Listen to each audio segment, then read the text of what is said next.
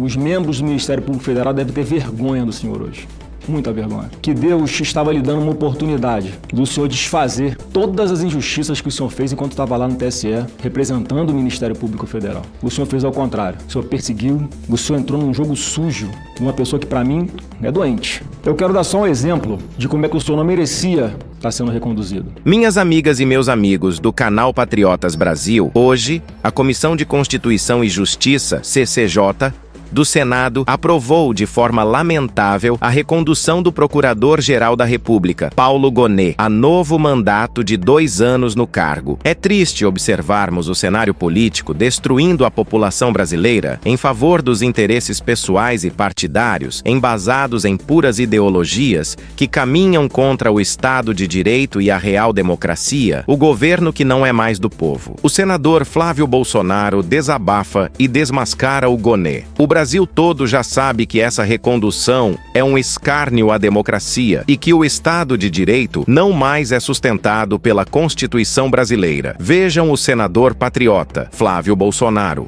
Senhor Paulo Gonet, eu quero lamentar a sua recondução. Muito. O senhor aceitou passivamente o Ministério Público Federal ser esculhambado. Não defendeu as prerrogativas constitucionais da instituição que o senhor deveria representar. Perdeu a titularidade da ação penal pública. Foi ignorado em vários momentos pelo ministro Alexandre de Moraes, que sequer consultava o Ministério Público Federal para tomar alguma iniciativa. Aí depois dava aquela vaselinada, mandava lá para o senhor opinar. A prerrogativa de proteção das garantias constitucionais, individuais e da sua própria instituição não existem mais no Brasil. Não é o Ministério Público que decide, mas é o senhor que instrui, ou deveria instruir o processo, porque nem isso está fazendo mais. Quem faz é o ministro Alexandre de Moraes em vários processos. Eu acho que, eu digo isso com tristeza no coração, os membros do Ministério Público Federal devem ter vergonha do senhor hoje. Muita vergonha. Eu falei para Vossa Excelência no meu gabinete, por ocasião da outra sabatina, que Deus estava lhe dando uma oportunidade do senhor desfazer todas as injustiças que o senhor fez enquanto estava lá no TSE, representando o Ministério Público Federal. O senhor fez ao contrário. O senhor perseguiu, o senhor entrou num jogo sujo de uma pessoa que, para mim, é doente. Mas o senhor está lá. Parece cumprindo ordens dele. Eu quero dar só um exemplo de como é que o senhor não merecia estar sendo reconduzido. Teve aqui nessa Comissão de Segurança Pública o senhor Eduardo Tagliaferro, fez um monte de denúncia.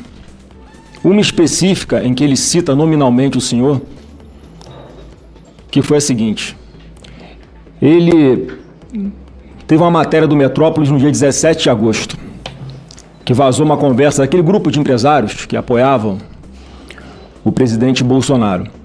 Dia 17 de agosto sai a matéria.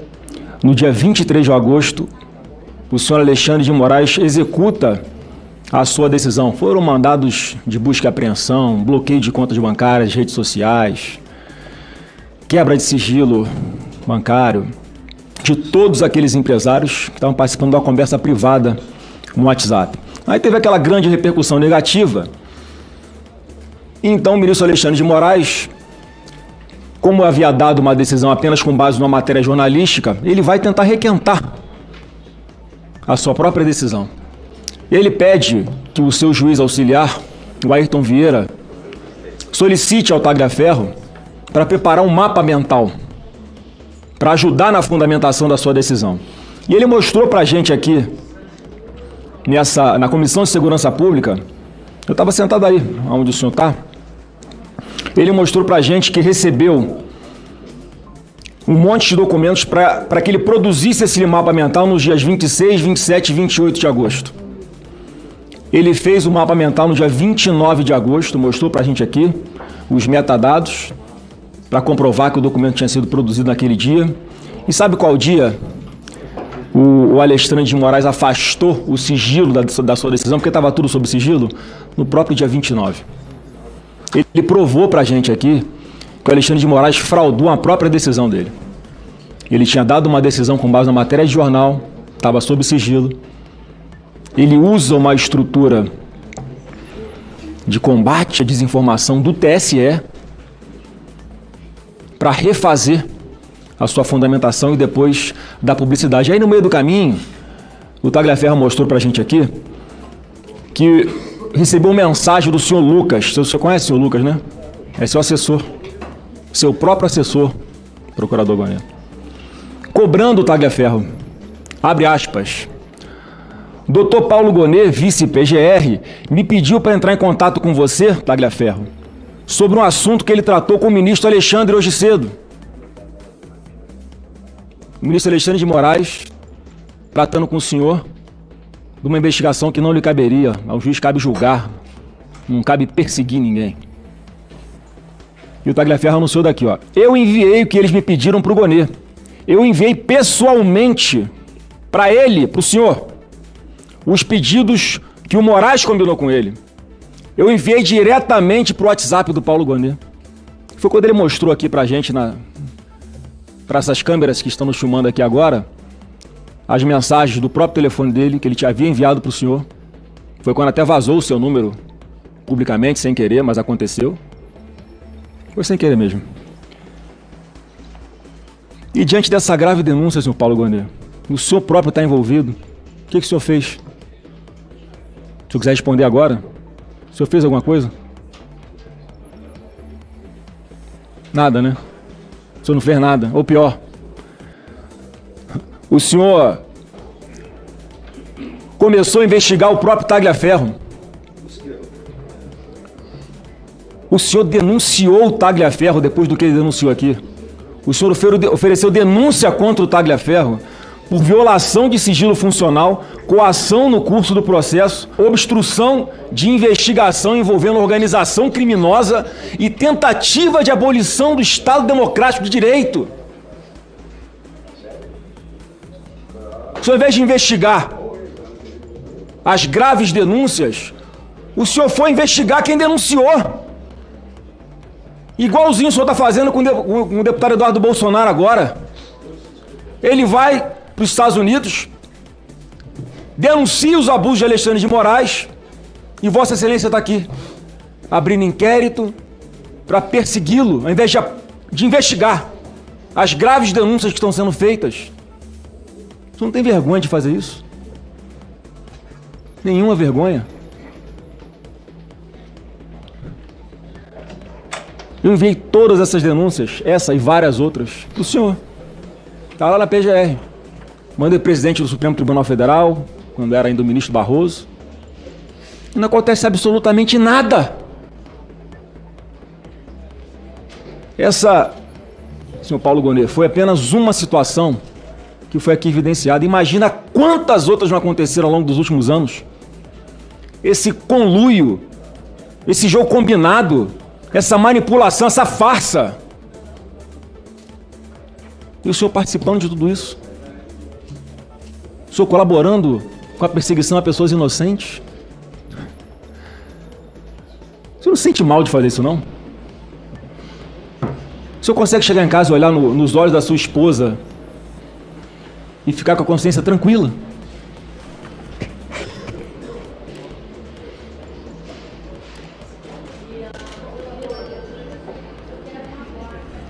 Tudo isso que o senhor está fazendo, em conluio com alguns outros do Supremo Tribunal Federal, é absolutamente nulo no Estado Democrático de Direito de verdade. E o jogo combinado dá um ar de ilegalidade. Não, o colegiado decidiu, tudo combinado. Todo mundo já sabe o resultado muito antes do processo começar. Não pelo que está nos autos, mas por quem vai julgar. Eu vou concluir agora, presidente, porque na sua frase inicial, o senhor Paulo Gonê disse que não fala nos autos. Mentira. Não fala fora dos autos. Mentira. O senhor não só fala fora dos autos, como o senhor atropela o Congresso Nacional. quando declara já de antemão, sem nem saber que texto está num possível projeto de anistia, que a anistia é inconstitucional. Eu vou lembrar ao senhor que lá em 1988, os constituintes de 1988 elencaram inicialmente 5 crimes que eram insuscetíveis de anistia: terrorismo, tráfico de drogas, tortura e crimes hediondos. E tinha um quinto lá chamado, não sei se o senhor conhece, crime contra o Estado Democrático de Direito. O então deputado K.O. faz uma emenda supressiva para retirar o Estado Democrático de Direito, para ficar claro que esse é um crime que podia ser, sim, passível de ser anistiado. Sabe quem votou a favor desse destaque aqui, senhor presidente Otto? Para que fosse revogado isso e nós tivéssemos hoje esse texto na Constituição em vigor, com apenas os 4 tipos de penais que não podem receber anistia? Fernando Henrique Cardoso, Michel Temer, todos esses que hoje arrotam para dizer que essa anistia é inconstitucional, como o senhor fez antecipadamente. Vários outros ícones da esquerda, porque já sabiam que naquela época, Lula também, já naquela época, isso podia ser usado de forma distorcida, como está sendo usado hoje. E eu quero deixar uma pergunta ou reflexão para o senhor para concluir, presidente Otto Alencar. O senhor vai mesmo tirar uma prerrogativa aqui do Congresso Nacional? Eu queria que o senhor anotasse essa pergunta para responder.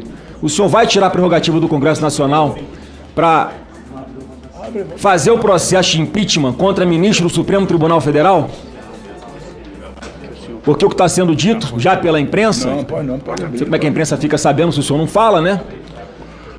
Que o senhor vai opinar ao ministro relator no STF para dizer que somente o Procurador-Geral da República pode oferecer o impeachment de ministro do Supremo Tribunal Federal.